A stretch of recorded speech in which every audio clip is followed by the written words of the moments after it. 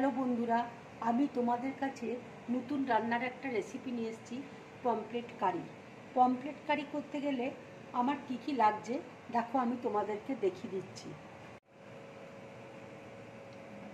দেখো, আমি এখানে পমফ্রেট মাছকে নুন, হলুদ, লঙ্কা গুঁড়ো মাখিয়ে এইভাবে কেটে আমি তেলে ভেজে নিয়েছি।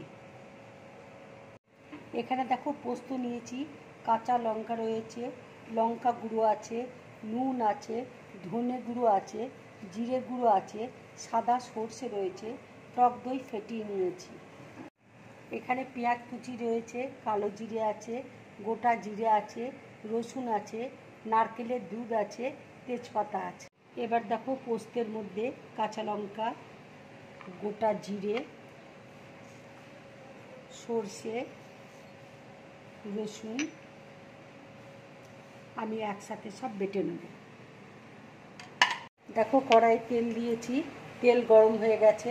এবার আমি তেজপাতা ফোড়ন দিচ্ছি, কালো জিরে দিচ্ছি, কালো জিরে দেখো ভাজা হয়ে গেছে। এবার আমি পেঁয়াজ কুচি দিয়ে দিচ্ছি।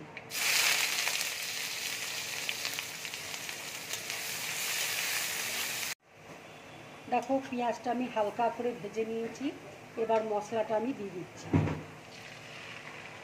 এবার দেখো আমি জিরে গুঁড়ো দিয়ে দিচ্ছি, ধনে গুঁড়ো দিয়ে দিচ্ছি, লঙ্কা গুঁড়ো দিয়ে দিচ্ছি। আর আমি টমেটো দিয়ে দিচ্ছি, একটু হলুদ দিয়ে দিচ্ছি, আন্দাজ মতো নুন দিয়ে দিচ্ছি। এবার দেখো টক দই দিয়ে দিচ্ছি।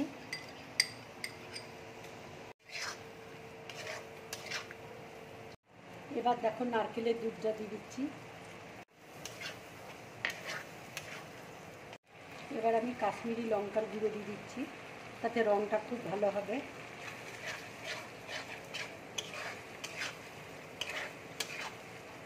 এবার আমি কিশমিশ বাটা দিয়ে দিচ্ছি।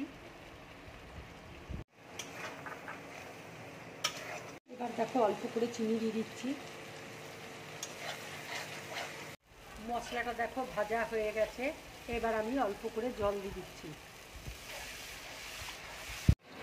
ঝোলটা দেখো হয়ে গেছে। এবার আমি মাছটা দিয়ে দিচ্ছি। ধনে পাতা দিয়ে দিচ্ছি। রান্নাটা দেখো হয়ে গেছে। এবার আমি গ্যাসটা অফ করে দিচ্ছি। বন্ধুরা, তোমরা এইভাবে পমফ্রেট কারি বানিয়ে গরম ভাতের সাথে খাবে, খুব ভালো লাগবে খেতে। যদি আমার এই রেসিপিটা তোমাদের ভালো লাগে, লাইক করবে, শেয়ার করবে, আর ড্রিম ব্লগ চ্যানেলটাকে সাবস্ক্রাইব করবে। নমস্কার।